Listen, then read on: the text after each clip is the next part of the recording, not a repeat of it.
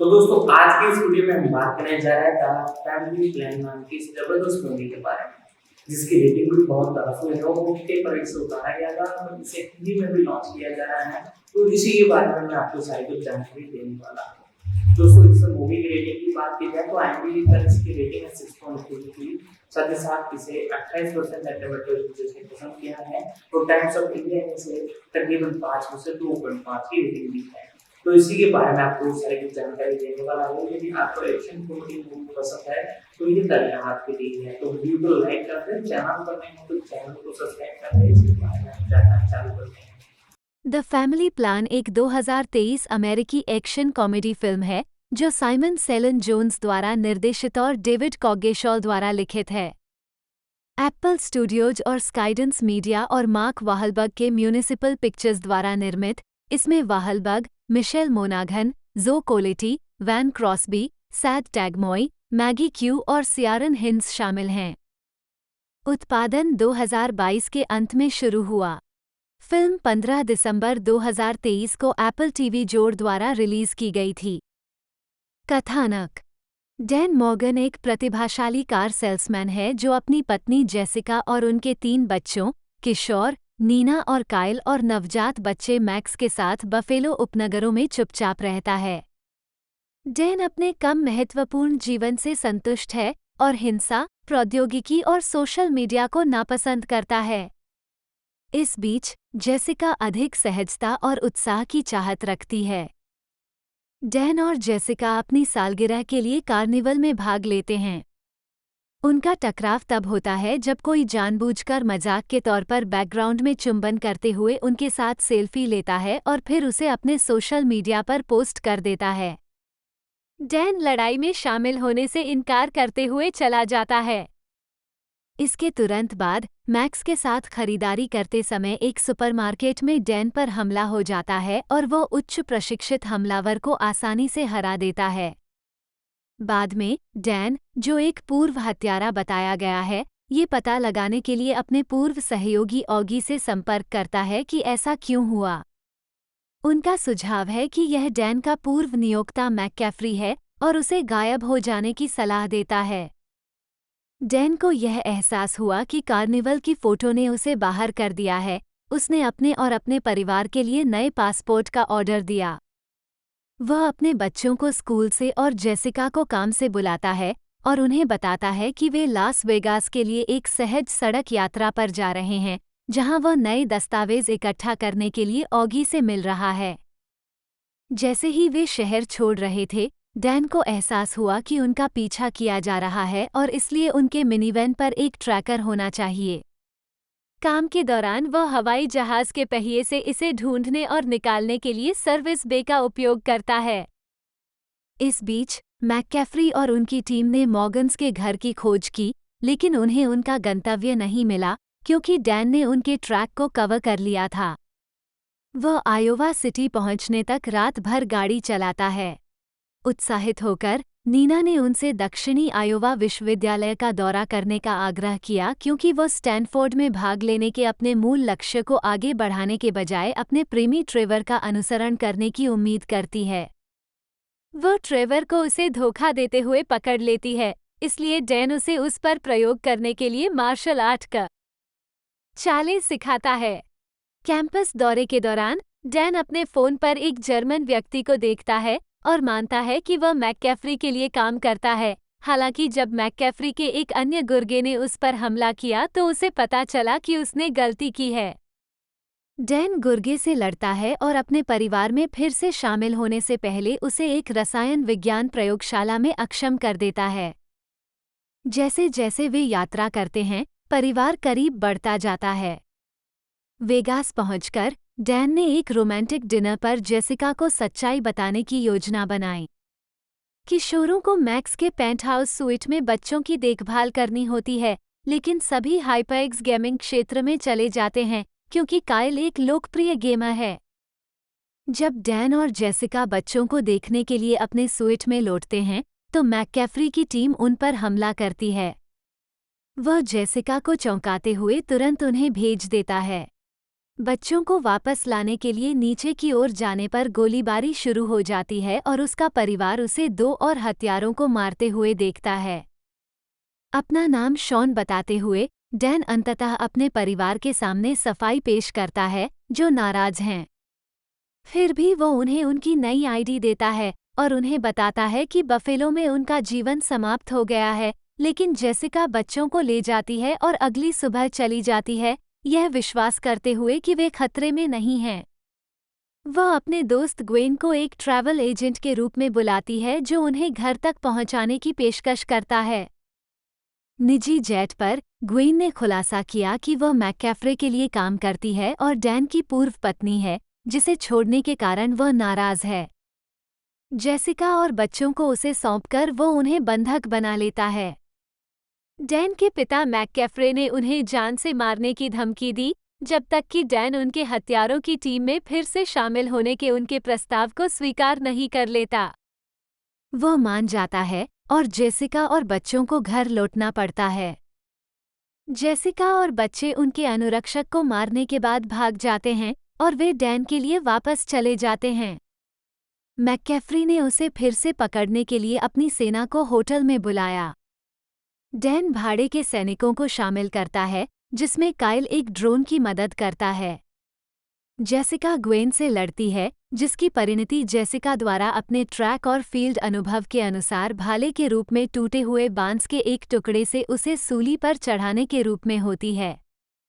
वे नीचे की ओर जाते हैं जहां नीना मैककैफ्री को डैन को मारने से विचलित करती है, जिससे से मैककैफ्री को बाहर निकालने का समय मिलता है और उसे हिरासत में ले लिया जाता है।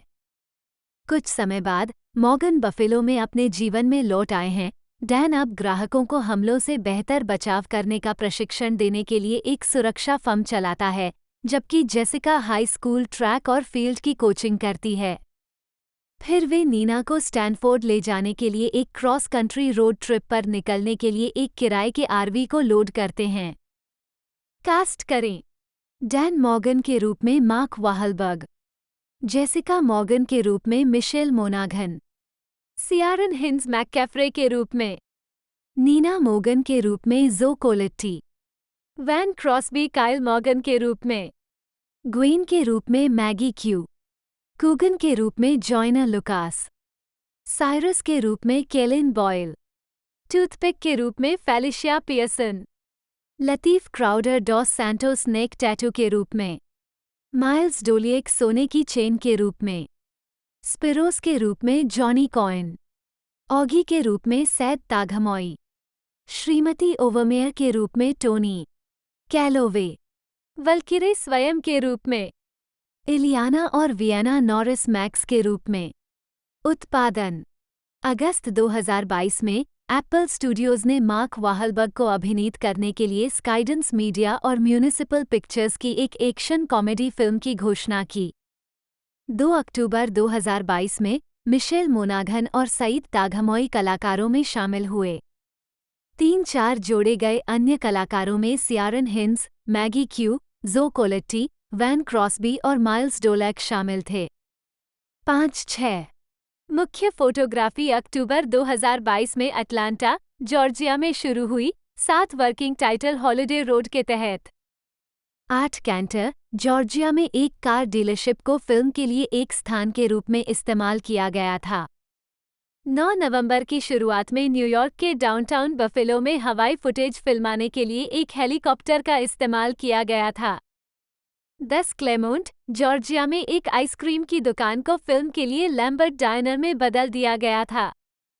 11 फरवरी 2023 में वाहलबर्ग ने लास वेगास में द स्ट्रैट कैसीनो रिजॉर्ट में दृश्य फिल्माए और फिल्मांकन भी पूरा किया। 12-13 रिलीज: ये फिल्म 15 दिसंबर 2023 को एप्पल टीवी जोड़ पर रिलीज हुई थी। 14 डेडलाइन हॉलीवुड ने बताया कि यह फिल्म एप्पल टीवी जोड़ की सबसे अधिक देखी जाने वाली फिल्म बन गई। 15 स्वागत: समीक्षा एग्रीगेटर वेबसाइट रॉटन टोमाटोज पर 36 आलोचकों में से 25% समीक्षाएं सकारात्मक हैं, जिनकी औसत रेटिंग 4/10 है। वेबसाइट की सर्वसम्मति में लिखा है, रटे रटाए एक्शन पर भारी और हंसी पर प्रकाश डालते हुए द फैमिली प्लान लक्ष्यहीन रूप से उन फिल्मों की एक श्रृंखला का अनुकरण करता है जो समान कहानियां बताती हैं और अक्सर अधिक सम्मोहक फैशन में। 16 मेटाक्रिटिक, जो एक भारित औसत का उपयोग करता है, ने 11 आलोचकों के आधार पर फिल्म को 100 में से 39 का स्कोर दिया, जो आमतौर पर प्रतिकूल समीक्षाओं को दर्शाता है। 17 वैरायटी के गाय लॉज ने नकारात्मक समीक्षा देते हुए फिल्म को अजीब तरह से सुस्त शूट एम अप कहा। उन्होंने कॉगेशॉल की स्क्रिप्ट की आलोचना करते हुए लिखा कि यह बार बार इसके केंद्र में संपूर्ण सफ़ेद ब्रैड परिवार और कठोर शैली की कार्यवाही के बीच बेमेल को रेखांकित करता है, जिसमें यह उन्हें तेजी से उलझाता है, लेकिन चक्करदार बेतुकेपन की कोई भावना नहीं है। 18 द न्यूयॉर्क टाइम्स के लिए कैलम माश के लेखन ने सकारात्मक समीक्षा दी। उन्होंने निर्देशक जोन्स की प्रशंसा करते हुए कहा कि वह कॉमिक थ्रिलर टोन पर अच्छा नियंत्रण रखते हैं और एक्शन को बुद्धि और रचनात्मकता के साथ शूट करते हैं, और लिखा है कि वाहलबर्ग लगभग एक दशक में ऑन-स्क्रीन की तुलना में अधिक करिश्माई हैं।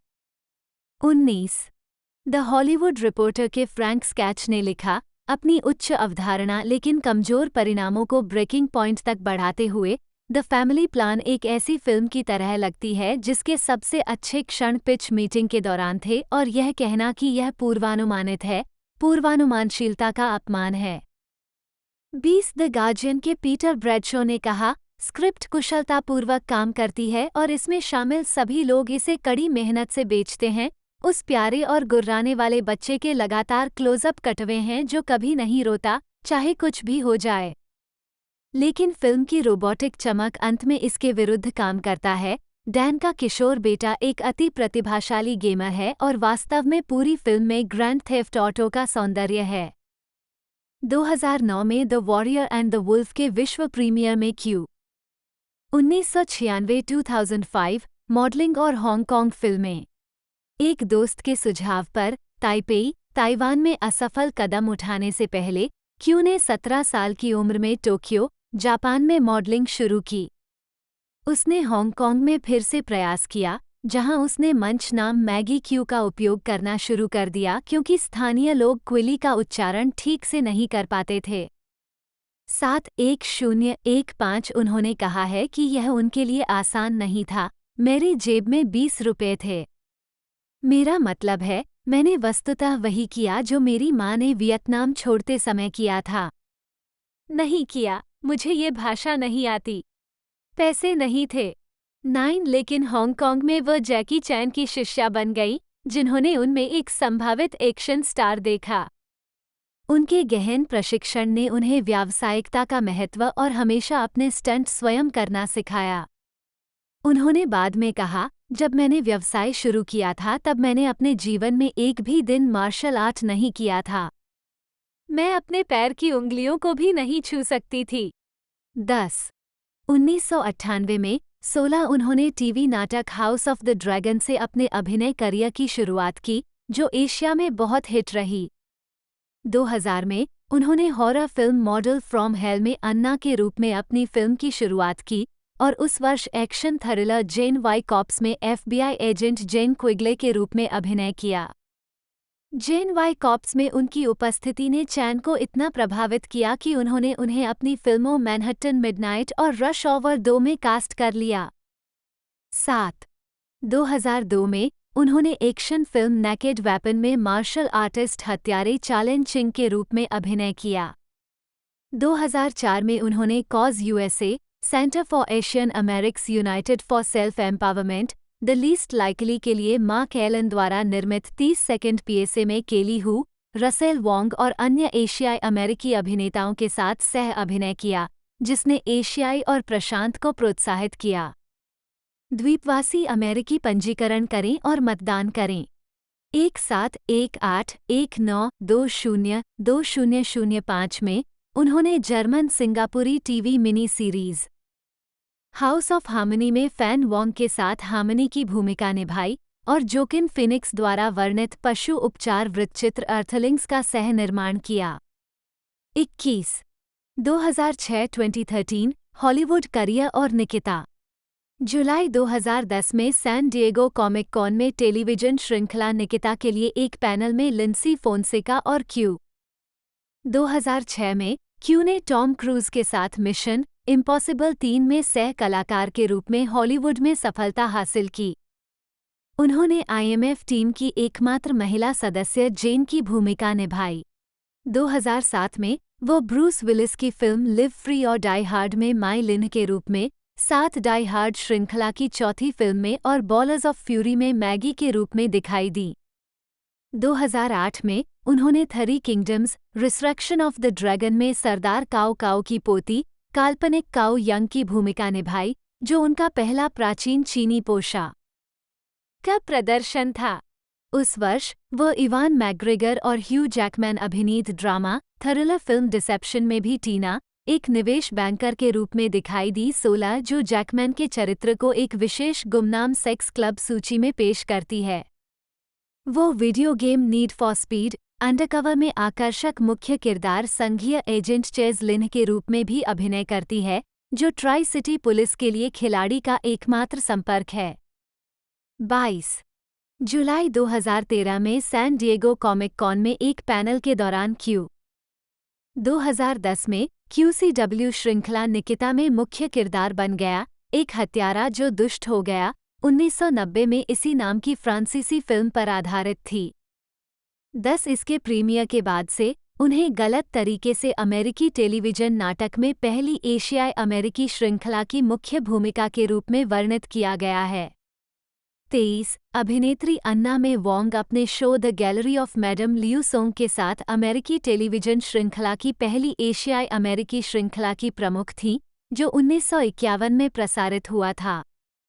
24 क्यू को उनकी भूमिका के लिए ज्यादातर सकारात्मक समीक्षा मिली। श्रृंखला 25-26 उनके किरदार को टीवी गाइड की टीवी की सबसे सेक्सी क्राइम फाइटर्स और टीवी की सबसे कठिन महिलाओं की सूची में शामिल किया गया था। 27-28 2014 वर्तमान 2014 में क्यू ने फिल्म डाइवर्जेंट में डंटलेस गुट के सदस्य तोरी वू की भूमिका निभाई, जो उसी शीर्षक वाले उपन्यास का रूपांतरण था। 4 क्यू ने डाइवर्जेंट की अगली कड़ी द डाइवर्जेंट सीरीज इंसर्जेंट में अपनी भूमिका दोहराई, जिसकी शूटिंग 27 मई 2014 को शुरू हुई और 20 मार्च 2015 को रिलीज हुई। उन्होंने CBS ड्रामा सीरीज स्टॉकर 29 में भी अभिनय किया। केविन विलियमसन जासूस बैथ डेविस के रूप में मारियाना क्लेविनो और डायलन मैकडर्मॉट के साथ। 30 श्रृंखला का प्रीमियर 2014-15 के पतन टेलीविजन सीजन के लिए 1 अक्टूबर 2014 को हुआ। 31-32 सीरीज को 27 अक्टूबर 2014 को पूरे सीजन के लिए ऑर्डर किया गया था। 33 हालांकि सीरीज को एक सीजन के बाद रद्द कर दिया गया, जिससे शो मुश्किल में पड़ गया। 34 अक्टूबर 2013 में क्यू ने द क्रैश के लिए फिल्मांकन शुरू किया, जिसमें Frank Grillo, Anna Sophia Robb, Dianna Agron, John Leguizamo, Ed Westwick, Mary McCormack, Christopher MacDonald और मिन्नी ड्राइवर ने अभिनय किया। 35 फिल्म का निर्देशन आराम रैपापोर्ट द्वारा किया गया था और हिलेरी शोर, अतीत शाह और आरोन बेकर द्वारा निर्मित किया गया था। द क्रैश की उत्तरी अमेरिका में 13 जनवरी 2017 को डायरेक्ट टू VOD और सीमित रिलीज थी। 36 उन्होंने the divergent series elegant divergent series की तीसरी किस्त में अपनी भूमिका दोहराई, जो 18 मार्च 2016 को रिलीज हुई थी। 37 फरवरी 2016 में ये घोषणा की गई थी कि वह ABC में किफर सदरलैंड के साथ सह कलाकार होंगी। नाटक श्रृंखला नामित उत्तरजीवी हन्ना वेल्स एक प्रमुख FBI एजेंट के रूप में। 5 शो को नेटफ्लिक्स द्वारा तीसरे और अंतिम सीजन के लिए नवीनीकृत किया गया था, जो 7 जून 2019 को रिलीज हुआ था। हालांकि अंतिम सीजन की शुरुआत में ही उनके किरदार को खत्म कर दिया गया था। 38 दिसंबर 2020 में उन्होंने फॉक्स कॉमेडी श्रृंखला पिवोटिंग में सारा की भूमिका निभाई। 39 उन्होंने द प्रोटेग में एक हत्यारे की भूमिका निभाई, जो सैमुअल एल जैक्सन और माइकल कीटन की एक एक्शन फिल्म थी, जो 20 अगस्त 2021 को सिनेमाघरों में रिलीज हुई थी। व्यक्तिगत जीवन 2014 की शुरुआत में सेट पर अपने स्टॉकर सह कलाकार डायलन मैकडर्मॉट से मिलने के बाद 14 जनवरी 2015 को उनकी सगाई की घोषणा की गई। 41 उन्होंने 2017 में कहा कि वे शादी करने की किसी भी जल्दी में नहीं थे।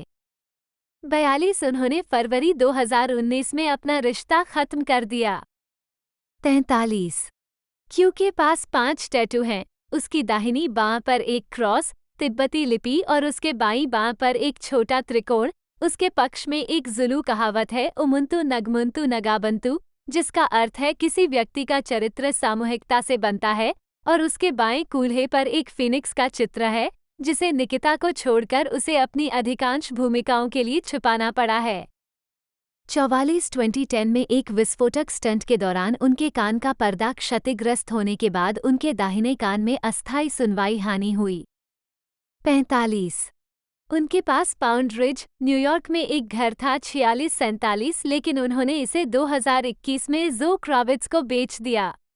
दोस्तों से मूवी को सीधा ओटीटी प्लेटफॉर्म एप्पल टीवी पर एक तरह से एप्पल टीवी प्लस पर उतारा गया था।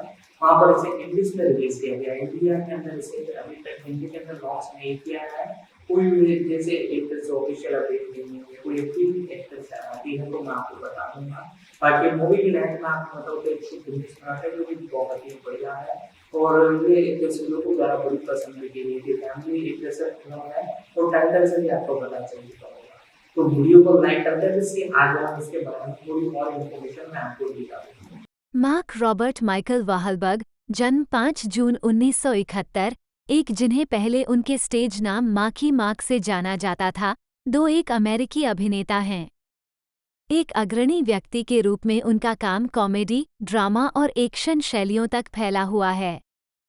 उन्हें कई पुरस्कार प्राप्त हुए हैं, जिनमें बाफ्टा पुरस्कार और 2 अकादमी पुरस्कार, 3 गोल्डन ग्लोब पुरस्कार, 9 प्राइमटाइम एमी पुरस्कार और 3 स्क्रीन एक्टर्स गिल्ड पुरस्कार के लिए नामांकन शामिल हैं। वाहलबर्ग का जन्म बोस्टन, मैसाचुसेट्स में हुआ था।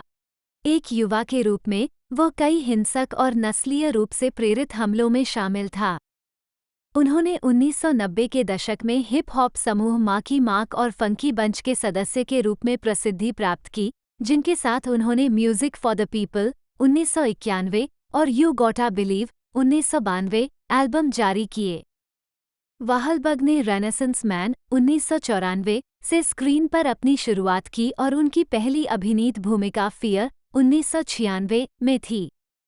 बूगी नाइट्स 1997 में पोर्न अभिनेता डक डिगलर के रूप में उनके प्रदर्शन के लिए उन्हें आलोचनात्मक प्रशंसा मिली।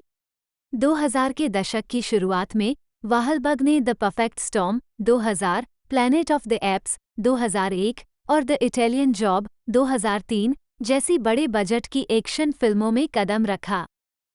क्राइम ड्रामा द डिपार्टेड 2006 में एक पुलिस अधिकारी की भूमिका निभाने के लिए उन्हें सर्वश्रेष्ठ सहायक अभिनेता के अकादमी पुरस्कार के लिए नामांकित किया गया था। Sports drama biopic the fighter 2010 में मिकी वार्ड का किरदार निभाने के लिए वाहलबर्ग को सर्वश्रेष्ठ अभिनेता के गोल्डन ग्लोब अवार्ड के लिए नामांकित किया गया था।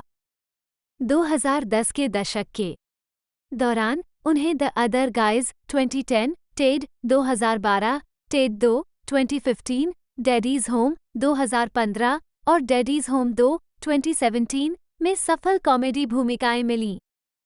वाहलबर्ग Transformers live action film franchise Transformers Age of Extinction और ट्रांसफॉर्मर्स द लास्ट नाइट में 2 फिल्मों में भी नायक बने। वह 2017 में दुनिया के सबसे ज्यादा कमाई करने वाले अभिनेता थे। वाहलबर्ग ने 5 HBO श्रृंखलाओं के कार्यकारी निर्माता के रूप में काम किया। Comedy drama Entourage 2004-2011, period crime drama Boardwalk Empire 2010-2014, comedy drama How to Make It in America 2010-2011 और बॉलर्स 2015-2019 और वृत्तचित्र मैकमिलियंस 2020। वह वाहलबर्गर्स श्रृंखला के सह मालिक हैं और इसके बारे में रियलिटी टीवी श्रृंखला में सह कलाकार हैं। वाहलबर्ग को 2010 में हॉलीवुड वॉक ऑफ फेम पर एक स्टार मिला। प्रारंभिक जीवन और परिवार। मार्क रॉबर्ट माइकल वाहलबर्ग का जन्म 5 जून 1971 को बोस्टन, मैसाचुसेट्स के डोरचेस्टर पड़ोस में हुआ था।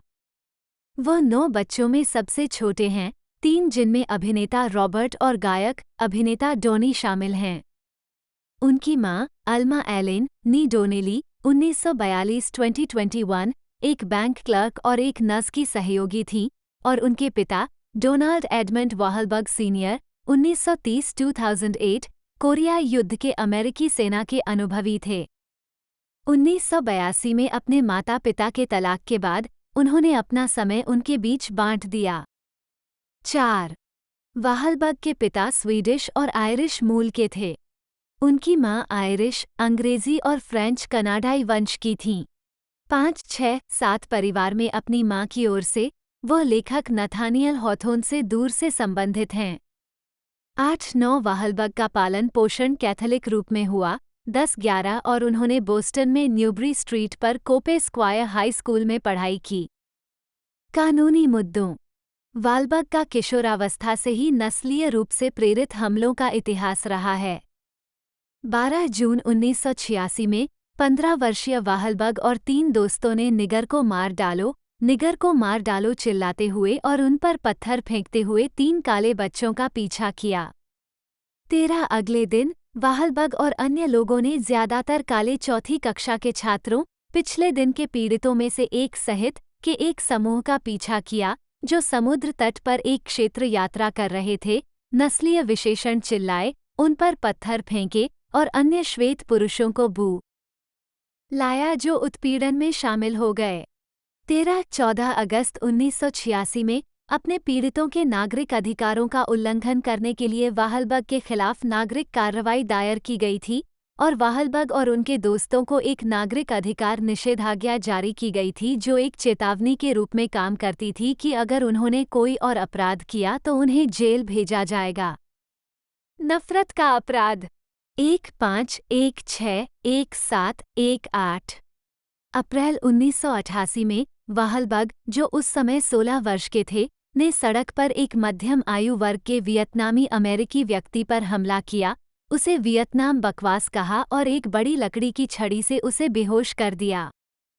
बाद में उसी दिन उसने एक अन्य वियतनामी अमेरिकी जॉनी ट्रिन पर हमला किया और उसकी आंख में मुक्का मार दिया। जब वाहलबर्ग को गिरफ्तार किया गया और वह पहले हमले के स्थान पर लौटा, तो उसने पुलिस अधिकारियों से कहा, मैं अब आपको बताऊंगा कि वह मादरचोद है जिसका सिर मैंने फोड़ दिया था। 19 बाद में वाहलबर्ग ने बताया कि वह उस समय पीसीपी पर थे। 20 जांचकर्ताओं ने ये भी नोट किया कि वाहलबर्ग ने गुंडों और झुकी आंखों वाले गुंडों के बारे में कई अनचाहे नस्लीय बयान दिए। 21-22 शुरुआत में उन्हें हत्या के प्रयास के आरोप में गिरफ्तार किया गया था। 23 उन पर खतरनाक हथियार से हमला करने और हमला करने के 2 मामले, मारिजुआना रखने का 1 मामला और 1986 में प्राप्त पूर्व नागरिक अधिकार निषेधाज्ञा का उल्लंघन करने के लिए आपराधिक अवमानना का आरोप लगाया गया था। 15 उन्होंने गंभीर हमले के लिए दोषी ठहराया और उन्हें दोष ठहराया गया। 3 महीने जेल की सजा सुनाई गई, लेकिन उन्होंने अपनी सजा के केवल 45 दिन ही काटे। 1-5-2-1-2-3 वाहलबर्ग का मानना था कि उन्होंने दूसरे पीड़ित को हमेशा के लिए एक आंख से अंधा कर दिया था। हालांकि ट्रिन ने बाद में कहा कि उन्होंने वियतनाम युद्ध के दौरान दक्षिण वियतनामी सेना में सेवा करते समय अपनी आंख खो दी थी, जो अमेरिकी सेना के साथ लड़ी थी। 2-4-1-8-2-1-2-2 अगस्त 1992 में वाहलबर्ग ने एक हमले में अपने पड़ोसी रॉबर्ट क्रेहन का जबड़ा तोड़ दिया। 25 अदालत के दस्तावेजों में कहा गया है कि 1992 में वाहलबर्ग ने बिना किसी उकसावे या कारण के क्रूरतापूर्वक और बार-बार क्रेहान के चेहरे पर लात मारी, जबकि एक अन्य व्यक्ति, डेरेक मैकल ने पीड़ित को जमीन पर पकड़ रखा था। वाहलबर्ग के वकील ने दावा किया कि वाहलबर्ग और मैकल, जो कि काले हैं, क्रेहान द्वारा मैकल को नस्लीय गाली कहे जाने के बाद भड़क गए थे। 26 आपराधिक मुकदमे से बचने के लिए दोनों पक्षों के बीच मुकदमा सुलझा लिया गया। 27 2006 में वाहलबर्ग ने कहा कि उनके लिए सही काम ट्रिन से मिलना और सुधार करना होगा। 23/2014 में वाहलबर्ग ने मैसाचुसेट्स राज्य से अपनी सजा के लिए माफी के लिए आवेदन किया, 28-29 जिससे विवाद पैदा हो गया। 21 बीबीसी के अनुसार क्षमादान के लिए उनकी उपयुक्तता के बारे में बहस ने कठिन मुद्दे उठाए, दोनों पक्षों के तर्क दूरगामी और जटिल थे। 30 वाहलबर्ग ने बाद में कहा कि उन्हें क्षमा प्राप्त करने के प्रयास पर खेद है और उनकी याचिका को बंद कर दिया गया क्योंकि वह क्षमा बोर्ड के अनुरोध का उत्तर देने में विफल रहे कि क्या वह चाहते थे कि यह खुली रहे। 3132-2016 में वाहलबर्ग ने कहा कि वह ट्रिन से मिले थे और उन भयानक कृत्यों के लिए माफी मांगी थी। ट्रिन ने एक सार्वजनिक बयान जारी कर वाहलबर्ग को माफ कर दिया। 24-31 आजीविका संगीत मुख्य लेख माकी मार्क और फंकी बंच। वाहलबर्ग पहली बार सफल boy band new kids on the block के डॉनी वाहलबर्ग के छोटे भाई के रूप में प्रसिद्ध हुए। मार्क 13 साल की उम्र में डॉनी के साथ समूह के मूल सदस्यों में से एक थे, लेकिन कुछ महीनों के बाद उन्होंने समूह छोड़ दिया। मार्क के चले जाने के बाद Danny would, Jordan night, Jonathan night और जॉय मैकिंटायर सभी समूह में शामिल हो गए। 33 1990 में वाहलबर्ग ने नर्तक, rapper Scott Ross, Scottie G, Hector Barros, Hector the Booty Inspector, Anthony Thomas, Ashley Ace और टेरी यान्सी, डीजेटी के साथ माकी मार्क और फंकी बंच के रूप में रिकॉर्डिंग शुरू की, जिससे कमाई हुई। उनके पहले album music for the people से गुड वाइब्रेशंस हिट हुआ। भाई डोनी द्वारा निर्मित ये रिकॉर्ड बिलबोर्ड हॉट 100 पर नंबर 1 पर पहुंच गया। बाद में इसे प्लैटिनम सिंगल के रूप में प्रमाणित किया गया। दूसरा एकल, वाइल्ड साइड, बिलबोर्ड के हॉट सिंगल्स सेल्स चार्ट पर 5वें नंबर पर और बिलबोर्ड हॉट 100 पर 10वें नंबर पर पहुंच गया। 34 इसे गोल्ड सिंगल के रूप में प्रमाणित किया गया था। माकी मार्क ने अपने पिछले दौरे के दौरान ब्लॉक पर नए बच्चों के लिए शुरुआत की। माकी मार्क और फंकी बंच का अपना वीडियो गेम भी था, जिसका नाम Marky Mark and the Funky Bunch Make My Video था, जो बैंड की सफलता के बावजूद एक बड़ा फ्लॉप था। 35-36 दूसरा माकी मार्क और Funky Bunch LP You Gotta Believe पहले की तरह सफल नहीं रहा, शीर्षक ट्रैक में केवल एक मामूली हिट सिंगल ही मिला। 37 दिसंबर 1992 में British TV show the word पर प्रदर्शन करते हुए वाहलबर्ग ने शब्बा रैंक्स की प्रशंसा की, जिन्होंने कहा था कि समलैंगिक लोगों को क्रूज पर चढ़ाया जाना चाहिए। ग्लैड ने उनकी निंदा की और अपने उत्पादों को बढ़ावा देने के लिए उनका उपयोग करने के लिए केल्विन क्लेन को फटकार लगाई। 38 एक स्व-शीर्षक आत्मकथात्मक चित्र पुस्तक माकी मार्क, जिसमें लिन गोल्डस्मिथ द्वारा ली गई तस्वीरें और ज्यादातर उनके बयान शामिल हैं, भी जारी की गई थी। 39 अपने संगीत करियर को पुनर्जीवित करने की कोशिश करते हुए वह हैम्बर्ग चले गए, जहां उन्हें फ्रैंक पीटरसन और एलेक्स क्रिस्टेंसन द्वारा ईस्ट वेस्ट रिकॉर्ड्स के लेबल के तहत निर्मित किया गया था।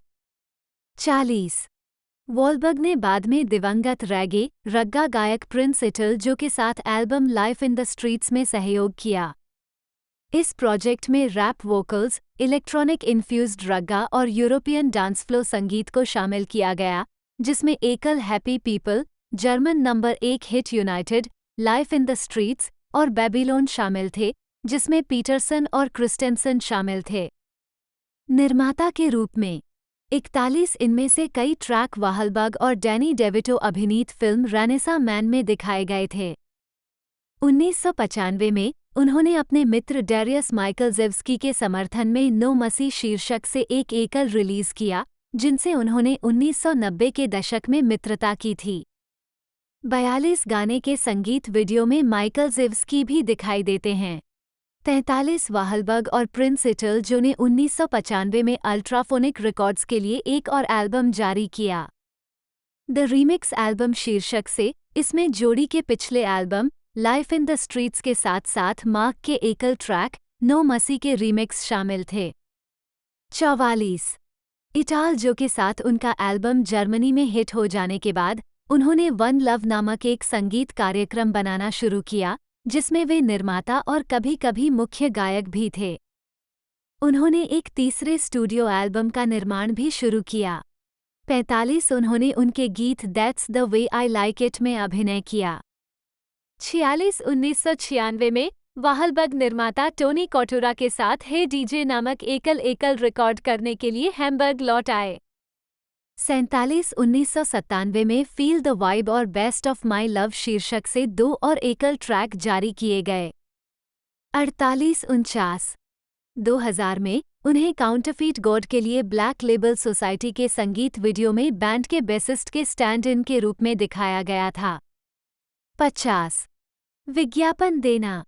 वाहलबर्ग ने सबसे पहले अपनी काया को गुड वाइब्रेशंस संगीत वीडियो में प्रदर्शित किया और सबसे प्रमुख रूप से केल्विन क्लेन 1992-51 के लिए हर्ब रिट्ज द्वारा शूट किए गए अंडरवियर विज्ञापनों की एक श्रृंखला में प्रदर्शित किया। इसके बाद केल्विन क्लेन टेलीविजन विज्ञापनों में प्रदर्शित किया गया। 52 पत्रिका और टेलीविजन प्रचारों में कभी-कभी वाहलबर्ग विशेष रूप से या मॉडल केट मॉस के साथ दिखाई देते थे। एनी लिबोविट्स ने वैनिटी फेयर के वार्षिक हॉल ऑफ फेम अंक के लिए अंडरवियर में वाहलबर्ग के एक प्रसिद्ध सत्र की भी शूटिंग की। 53 उन्होंने the marquee mark workout form focus fitness ISBN 1555109101 शीर्षक से एक वर्कआउट वीडियो भी बनाया।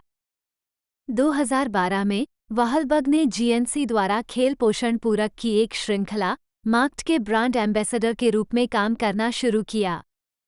54 मार्च 2017 में AT&T ने घोषणा की कि वाहलबर्ग एक प्रवक्ता बन जाएगा और वो मोबाइल नेटवर्क डिवीजन के लिए मूल सामग्री तैयार करेगा। 55 पतली परत। इन्हें भी देखें मार्क वाहलबर्ग फिल्मोग्राफी और मार्क वाहलबर्ग को प्राप्त पुरस्कारों और नामांकनों की सूची। आइकन।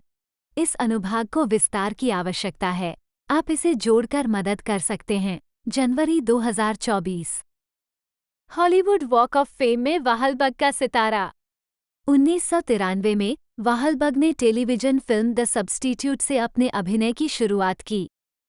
इस उपस्थिति के बाद उन्होंने मार्की मार्क नाम छोड़ दिया। बड़े पर्दे पर उनकी शुरुआत अगले साल डैनी डेविटो की फिल्म रनेसा मैन के साथ हुई। बास्केटबॉल के दीवाने द बास्केटबॉल डायरीज 1995 में लियोनार्डो डिकैप्रियो के साथ दिखाई देने के बाद उन्होंने आलोचकों का ध्यान आकर्षित किया, जो इसी नाम की जिम कैरोल पुस्तक का एक फिल्म रूपांतरण था, जिसमें उन्होंने मिकी की भूमिका निभाई थी। उनकी पहली अभिनीत भूमिका जेम्स फोले की था। रिला फिल्म फियर 1996 में थी। Boogie nights, 3 kings, the perfect storm और 4 ब्रदर्स जैसी फिल्मों के बाद उन्हें सकारात्मक समीक्षा मिली। 2000 के दशक की शुरुआत में वाहलबर्ग 1960 के दशक की फिल्मों जैसे planet of the apps, the truth about Charlie, 1963 की फिल्म चराडे की रीमेक और द इटालियन जॉब के रीमेक में दिखाई दिए। 2004 के द विलेज वॉइस क्रिटिक्स पोल में आई हर्ट हकाबीज में उनके प्रदर्शन को वर्ष का सर्वश्रेष्ठ सहायक प्रदर्शन चुना गया था। वाहलबर्ग को मूल रूप से ओशियंस 11 में लिनुस कैल्डवेल के रूप में लिया गया था, लेकिन मैट डैमन ने इसके बजाय भूमिका निभाई। बाद में दोनों ने द डिपार्टेड में साथ काम किया। 56 वॉलबर्ग को फिल्म ब्रोकबैक माउंटेन में एक भूमिका के लिए भी विचार किया गया था। मूल रूप से इसका इरादा वाहलबर्ग और जोकिन फिनिक्स, जिनके साथ वह 2000 की फिल्म द यार्ड्स में दिखाई दिए थे, को क्रमशः एनिस डेल मार और जैक ट्विस्ट के रूप में अभिनय करने का था, लेकिन दोनों कलाकार फिल्म के सेक्स दृश्यों से असहज थे। भूमिकाएं अंततः हीथ लेजर और जैक गिलिनहा को मिली, दोनों को उनके प्रदर्शन के लिए अकादमी पुरस्कार के लिए नामांकित किया गया था। 57 2008 में मैक्स पाइने के प्रीमियर पर वाहलबर्ग ने बारटेंडर विंस पापाले की सच्ची कहानी पर आधारित अमेरिकी फुटबॉल नाटक इनविंसिबल में अभिनय किया। वह HBO श्रृंखला एंटोरेज 2004-2011 के कार्यकारी निर्माता भी थे, जो हॉलीवुड में उनके अनुभवों पर आधारित थी। 2006 में वह मार्टिन स्कॉर्सेसे की समीक्षकों द्वारा प्रशंसित थ्रिलर द डिपार्टेड में एक अप्रिय, बेईमानी से बोलने वाले मैसाचुसेट्स राज्य पुलिस स्टाफ सार्जेंट शॉन डिग्नम के रूप में दिखाई दिए, जिसने उन्हें सर्वश्रेष्ठ सहायक अभिनेता के लिए अकादमी पुरस्कार नामांकन, सर्वश्रेष्ठ के लिए गोल्डन ग्लोब नामांकन प्राप्त किया। मोशन पिक्चर में सहायक भूमिका में एक अभिनेता द्वारा प्रदर्शन और national society of film critics का सर्वश्रेष्ठ सहायक अभिनेता का पुरस्कार। 58 वाहलबर्ग अपने द बास्केटबॉल डायरीज के सह कलाकार लियोनार्डो डिकैप्रियो के साथ फिर से जुड़े। 59 अपने गुंडागर्दी के दोषी होने के बावजूद, जो कानूनी तौर पर उन्हें आग्नेयास्त्रों को संभालने से रोकता है, वाहलबर्ग ने नेवादा के पहरम्प के पास Front Sight Firearms Training Institute में लंबी दूरी की शूटिंग प्रशिक्षण में भाग लेकर शूटर में अपनी भूमिका के लिए तैयारी की। वह अपने दूसरे दिन 1100 गज की दूरी पर एक लक्ष्य को भेदने में सक्षम था, एक उपलब्धि जिसे हासिल करने में आमतौर पर कई सप्ताह लग जाते हैं। 60 उन्होंने कई साक्षात्कारों में कहा था कि वह पितृत्व 61 और पेशेवर गोल्फ पर ध्यान केंद्रित करने के लिए 40 साल की उम्र में सेवानिवृत्त हो जाएंगे। हालांकि 2007 की शुरुआत में उन्होंने संकेत दिया कि बाद की योजना अब नहीं थी क्योंकि उनका गोल्फ खेल भयानक है। 62 उन्होंने पीटर जैक्सन की द लवली बोन्स में नायक सूसी के पिता जैक सैलमन की भूमिका निभाई, जो इसी नाम की एलिस सेबोल्ड पुस्तक का फिल्म रूपांतरण था। 63 2007 में उन्होंने वी ऑन द नाइट में जोक्विन फिनिक्स के साथ अभिनय किया, जो न्यूयॉर्क शहर में पुलिस अधिकारियों के एक परिवार के बारे में एक फिल्म थी। उन्होंने एम. नाइट श्यामलन की द हैपनिंग में एलियट मूर के रूप में अभिनय किया, जिसका प्रीमियर 13 जून 2008 को सिनेमाघरों में हुआ। उसी वर्ष उन्होंने इसी नाम के वीडियो गेम पर आधारित मैक्स पाइने में शीर्षक भूमिका निभाई। मैक्स पाइने का प्रचार करते समय वाहलबर्ग द लोनली आइलैंड के एंडी सैम्बर्ग के साथ एक चंचल झगड़े में शामिल हो गए। सैम्बर्ग ने मार्क वाहलबर्ग टॉक्स टू एनिमल्स नामक सैटरडे नाइट लाइव स्केच में वाहलबर्ग की छाप छोड़ी थी। 64-65 वाहलबर्ग बाद में मूल स्केच की नकल करते हुए एक अनुवर्ती स्केच में दिए सैम्बर्ग की वाहलबर्ग की धारणा और सैम्बर्ग के लिए उनकी अपनी धमकियां। 66-67 2014 में ट्रांसफॉर्मर्स एज ऑफ एक्सटिंक्शन के प्रीमियर पर वाहलबर्ग। 2012 में वाहलबर्ग ने सेठ मैकफलेन की हिट कॉमेडी टेड में अभिनय किया। 2015 की अगली कड़ी में उसी भूमिका को दोहराया। वाहलबर्ग ने बाद में युद्ध फिल्म लोन सर्वाइवर 2013 में नेवी सील मार्कस लुट्रेल के रूप में अभिनय किया, जो लुट्रेल की 2007 में इसी नाम की किताब पर आधारित थी। फिल्म को व्यावसायिक सफलता मिली और अधिकतर सकारात्मक समीक्षाएं मिली और वाहलबर्ग के प्रदर्शन की अत्यधिक प्रशंसा की गई। 2014 में वाहलबर्ग ने 1974 की James can film the gambler के रीमेक में अभिनय किया, जो दोस्तोयेव्स्की उपन। वॉलबर्ग 2017 में दुनिया के सबसे अधिक भुगतान पाने वाले अभिनेताओं की सूची में शीर्ष पर हैं।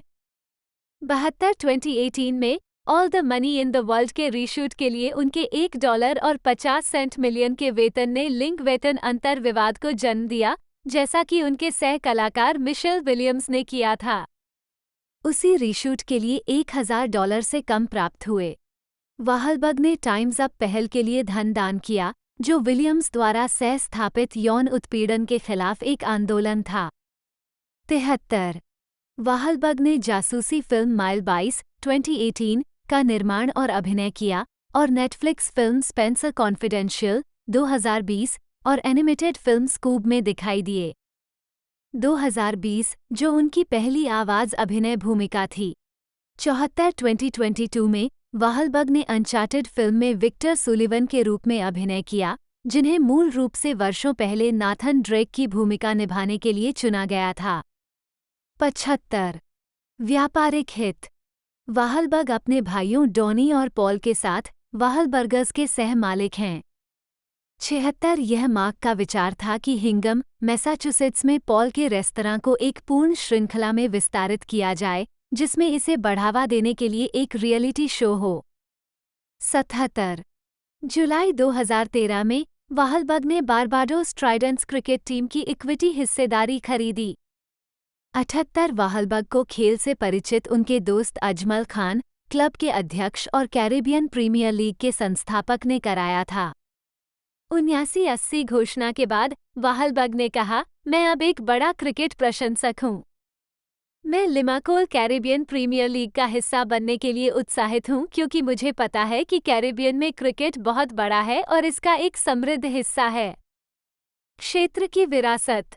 खेल और मनोरंजन एक शक्तिशाली संयोजन है और LCPL दुनिया भर में एक विशाल दर्शक वर्ग को आकर्षित करेगा।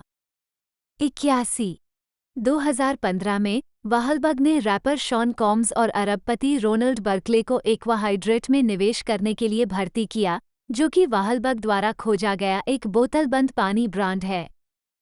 तीनों लोगों के पास मिलकर कंपनी में बहुमत हिस्सेदारी है। 82 वाहलबग ने GNC के पूर्व कार्यकारी टॉम डाउड के साथ मिलकर 2016 में लॉन्च की गई एक sports nutrition company performance inspired की सह-स्थापना की। 83 फरवरी 2017 में वाहलबग उन निवेशकों में से एक थे जिन्होंने $6 मिलियन के फंडिंग राउंड में हिस्सा लिया था। स्टॉकएक्स, एक स्नीकर पुनर्विक्रय बाजार। 84 मार्च 2019 में वाहलबग ने F45 फिटनेस फ्रेंचाइज में हिस्सेदारी खरीदी। 85 2021 में कोलंबस, ओहियो में वेस्ट ब्रॉड स्ट्रीट पर मूल मार्क वाहलबग शेवरले। 20 जुलाई 2018 को वाहलबग और उनके बिजनेस पार्टनर जे फेल्डमैन ने कोलंबस, ओहियो में बॉबी लेमन शेवरले की खरीद की घोषणा की। डीलरशिप का नाम बदलकर मार्क वाहलबग शेवरलेट कर दिया गया।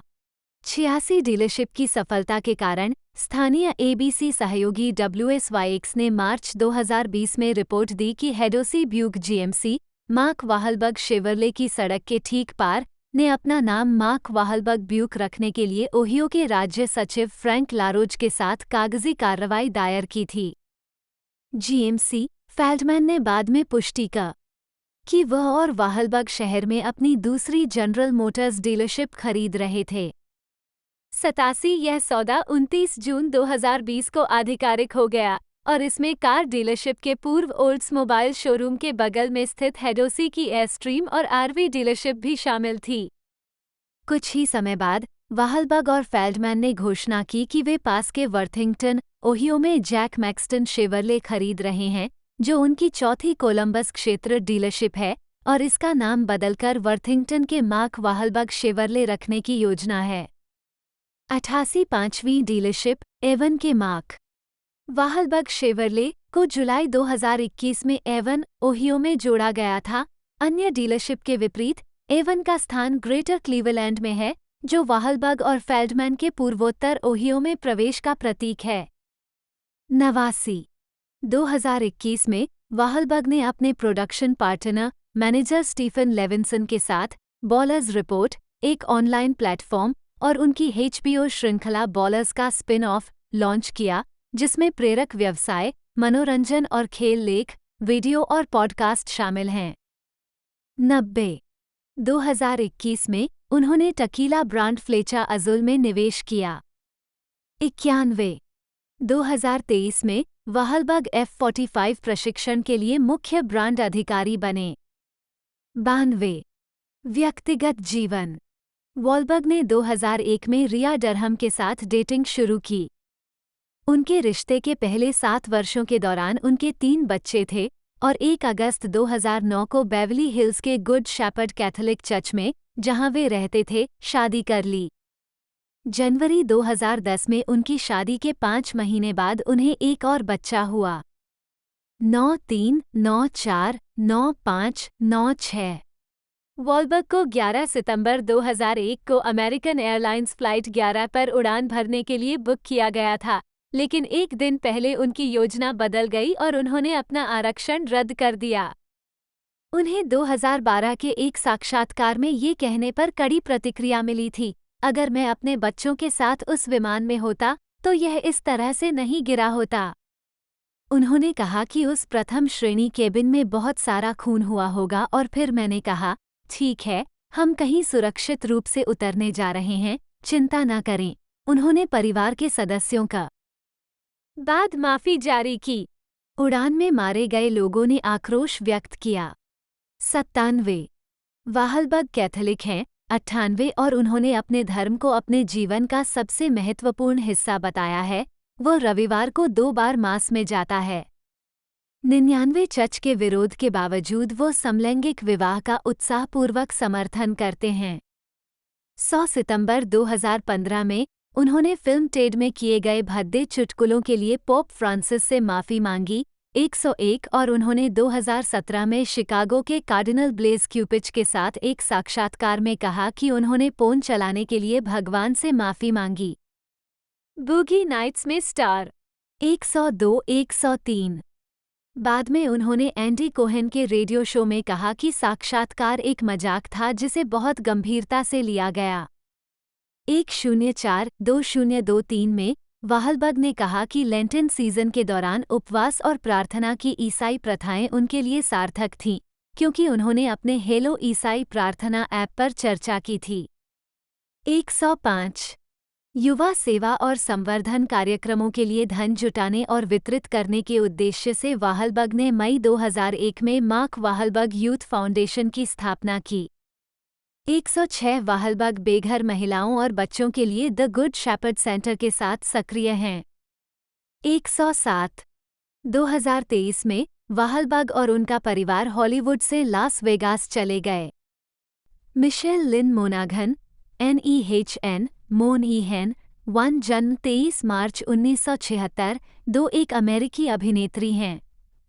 उन्होंने kiss kiss bang bang 2005, gone baby gone 2007, made of honour 2008, eagle eye 2008, true caller 2008, source code 2011, pixels 2015 फिल्मों में अभिनय किया है और देशभक्त दिवस 2016।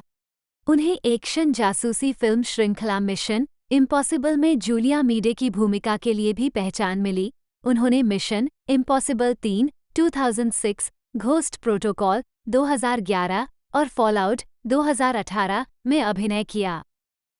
टेलीविज़न पर मोनाघन ने HBO anthology crime drama series true detective 2014 के पहले सीजन में मैगी हॉट के रूप में अभिनय किया, जिसके लिए उन्हें सर्वश्रेष्ठ सहायक अभिनेत्री के लिए गोल्डन ग्लोब अवार्ड के लिए नामांकित किया गया था। उन्होंने ड्रामा सीरीज द पाथ 2016-18 में सारा लेन के रूप में अभिनय किया। उन्होंने नेटफ्लिक्स थ्रिलर श्रृंखला मसीहा 2020 में ईवा गैलर की भूमिका निभाई। 3 और बाद में लघु श्रृंखला इकोज 2022 में दिखाई दी। प्रारंभिक जीवन मोनाघन का जन्म विंथ्रोप, आयोवा के छोटे से शहर, तब लगभग 750 की आबादी में हुआ था। वह शेरोन, हैमेल, 4 और एक फैक्ट्री कर्मचारी रॉबर्ट मोनाघन की बेटी थीं। 5-6 उसके 2 बड़े भाई हैं, बॉब और जॉन। 7 उनकी वंशावली अधिकतर आयरिश और जर्मन है और उनका पालन पोषण कैथोलिक रूप में हुआ। 8-9-1-0 उन्होंने 1994 में ईस्ट बुकानन हाई स्कूल से स्नातक की उपाधि प्राप्त की। 6 स्नातक होने के बाद वो कोलंबिया कॉलेज शिकागो में पत्रकारिता का अध्ययन करने के लिए शिकागो चली गईं और मॉडलिंग करना शुरू कर दिया। 11 उन्होंने मिलान, सिंगापुर, टोक्यो और हांगकांग के साथ साथ संयुक्त राज्य अमेरिका में भी मॉडलिंग की। 1999 में अपनी पत्रकारिता की डिग्री पूरी करने में एक सेमेस्टर शेष रहने पर वो अभिनय करियर बनाने के लिए न्यूयॉर्क चली गईं। अभिनय में पदार्पण से पहले उन्होंने एक मॉडल के रूप में काम किया और कई पत्रिकाओं और कैटलॉग में दिखाई दी। 12 करियर सहायक भूमिका में मोनाघन की पहली 2 टीवी प्रस्तुतियां यंग अमेरिक्स के एपिसोड में कैरोलिन बस के रूप में थीं, जो 2000 में प्रसारित हुई थीं। उन्होंने कॉन्सेंट में law and order special victims unit में भी प्रदर्शन किया था, एक एपिसोड जो जनवरी में प्रसारित किया गया था। 19-2001 और उन्होंने उसी वर्ष परफ्यूम में हेनरिएटा की भूमिका निभाते हुए बड़े पर्दे पर अपनी शुरुआत की। सहायक भूमिका में उनकी अगली फिल्म 2002 में अनफेथफुल थी, जिसमें रिचर्ड गेरे और डायने लेन ने अभिनय किया था। मोनाघन को 2002 में एक बड़ी ब्रेक भूमिका मिली जब उन्होंने टेलीविजन श्रृंखला बोस्टन पब्लिक में किम्बर्ली वुड्स की भूमिका निभाई। एक सीजन के लिए अतिथि भूमिका निभाने के बाद वह 2003 में it runners in the family, 2004 में विंटर सोलस्टाइस और 2005 में किस किस बैंग बैंग में रॉबर्ट डाउनी जूनियर और वैल किल्मर के साथ अभिनय करते हुए फिल्म में लौट आईं। वह कॉन्स्टेंटाइन में भी दिखाई देती हैं 2005 में, लेकिन उस फिल्म में उनकी भूमिका अनिवार्य रूप से काट दी गई थी। उनके दृश्य डीवीडी पर हटाए गए दृश्यों के तहत देखे जा सकते थे। 2007 में उन्होंने द हार्टब्रेक किड रीमेक में बेन स्टिलर के साथ और गॉन बेबी गॉन में केसी एफ्लेक के साथ सह अभिनय किया। 2008 में उन्होंने मेड ऑफ ऑनर में पैट्रिक डेम्पसी के साथ सह अभिनय किया और ईगल आई में शिया लाबियोफ के साथ सह अभिनय किया। उन्होंने सोर्स कोड में जैक गिलेनहा के साथ अभिनय किया। 13 उन्होंने ट्रकर में डायने फोर्ड की भूमिका निभाई। 14 मिशन इम्पॉसिबल 3 प्रीमियर में मोनाघन, अप्रैल 2006। 2014 में मोनाघन ने HBO एंथोलॉजी श्रृंखला ट्रू डिटेक्टिव के पहले सीजन में अभिनय किया। 15 अप्रैल 2016 में मोनाघन शॉन क्रिस्टेंसन की स्वतंत्र feature film the vanishing of Sydney hall के मुख्य कलाकारों में शामिल हुए, जिसकी शूटिंग उसी महीने के अंत में शुरू हुई। 9 महीने बाद 25 जनवरी 2017 को फिल्म का प्रीमियर सनडांस फिल्म फेस्टिवल में हुआ। 17 मई 2018 में ये घोषणा की गई थी कि मोनाघन को नेटफ्लिक्स थ्रिलर मसीहा में CIA ऑपरेटिव ईवा गैलर की मुख्य भूमिका में लिया गया था। 18-19 सीरीज का प्रीमियर नेटफ्लिक्स पर 1 जनवरी 2020 को हुआ, 20 और 1 सीजन के बाद रद्द कर दिया गया। 3 2024 में मोनाघन हॉरर फिल्म मैक्सीम 21 में सहायक भूमिका निभाने के लिए तैयार हैं और एमी पुरस्कार विजेता शो द व्हाइट लोटस के आगामी तीसरे सीजन में अभिनय करने के लिए तैयार हैं। फिल्मांकन फरवरी 2024 में थाईलैंड में होने वाला है। 22 व्यक्तिगत जीवन मोनाघन की मुलाकात 2000 में एक पार्टी में ऑस्ट्रेलियाई ग्राफिक कलाकार पीटर वाइट से हुई। उन्होंने अगस्त 2005 में पोर्ट डगलस, क्वींसलैंड में शादी की और न्यूयॉर्क में रहते हैं। 23 उन्होंने 2008 में अपनी बेटी को जन्म दिया। 24 और 30 अक्टूबर 2013 को उनके बेटे को जन्म दिया। 25 जो मार्गरेट कोलिटी, जन्म 27 नवंबर 2001, एक अमेरिकी अभिनेत्री हैं। उन्होंने अमेरिकन मैन 2006 के टेलीविजन पायलट से अपने अभिनय की शुरुआत की और एनी 2014 में अपनी पहली प्रमुख फिल्म भूमिका निभाई। हॉरर फिल्म scary stories to tell in the dark 2019 में स्टेला निकोल्स की मुख्य भूमिका में आलोचनात्मक प्रशंसा हासिल करने से पहले कोलेटी 2018 की फिल्मों वाइल्ड लाइफ और स्किन में दिखाई दी। उन्होंने horror drama series fear the walking dead 2020-2021 के 6ठे सीजन में डकोटा और fantasy film a boy called Christmas 2021 में ट्रुथ पिक्सी के रूप में और अधिक पहचान और प्रशंसा हासिल की। 2022 में उन्होंने only murders in the building के दूसरे सीजन में लूसी की भूमिका निभाई। उन्होंने नेटफ्लिक्स श्रृंखला बू बिच में भी अभिनय किया। जीवन और करियर जो मार्गरेट कोलेट्टी 1-2 का जन्म 27 नवंबर 2001, 3 को संयुक्त राज्य अमेरिका में हुआ था। 4 उनकी पहली श्रेय भूमिका 2006 में अमेरिकन मेन के टेलीविजन पायलट में थी। 4-5-6-2014 में कोलेटी ने एनी में टेसी की भूमिका निभाई, जो उनकी पहली प्रमुख फिल्म भूमिका थी। 4-7 फिल्म को आलोचकों से नकारात्मक समीक्षा मिली, हालांकि कलाकारों की प्रशंसा की गई। 8-2018 में कोलेट्टी ने वाइल्ड लाइफ और स्किन में अभिनय किया, दोनों को सकारात्मक समीक्षा मिली। 7 उन्होंने इसी नाम की बच्चों की किताबों पर आधारित हॉरर फिल्म scary stories to tell in the dark 2019 में स्टेला निकोल्स की मुख्य भूमिका निभाई। टीवी गाइड के अनुसार कोलेट्टी ने एक ऑडिशन टेप भेजा और 1 घंटे के भीतर उनसे संपर्क किया गया। 4 फिल्म की प्रशंसा की गई, 9 साथ ही कोलेटी के प्रदर्शन की भी। वैरायटी ने उसे बेहद लुभावना कहा, 10 और एम्पायर ने कहा कि वह अपने चरित्र के मुद्दों और पीड़ाओं को धन्यवाद रूप से कुछ भावनात्मक महत्व देती है। 11 कोलेट्टी फिल्म के सीक्वल में अपनी भूमिका को दोबारा निभाने के लिए तैयार हैं। 5 दिसंबर 2019 में कोलेट्टी कथित तौर पर AMC के फियर द वॉकिंग डेड के छठे सीजन की नियमित श्रृंखला, बाद में डकोटा के रूप में सामने आई, के कलाकारों में शामिल हो गई। 12 कोलेट्टी ने बताया कि भूमिका काफी पागल थी, वो 12 साल की उम्र से द वॉकिंग डेड की प्रशंसक रही है। उसने मूल श्रृंखला में एक अतिरिक्त भूमिका निभाने की पेशकश की। उन्होंने the walking dead world beyond के लिए असफल ऑडिशन दिया, हालांकि वह इस भूमिका के लिए दौड़ने वाली अंतिम अभिनेत्रियों में से एक थीं। वर्ल्ड बियॉन्ड में सफलता की कमी के बावजूद ऑडिशन ने उन्हें फ्रेंचाइज के अन्य शो से जोड़ दिया और कास्टिंग निर्देशकों ने उन्हें फियर द वॉकिंग डेड में भूमिका की पेशकश की। 6 डैन ऑफ गीक ने 6 जून 2021 को प्रसारित USS पेंसिल्वेनिया में उनके प्रदर्शन की सराहना करते हुए कहा, कोलेट्टी महान हैं, वह इस सप्ताह मेज पर बहुत कुछ लाती हैं और डकोटा में वास्तविक गहराई लाने की क्षमता है।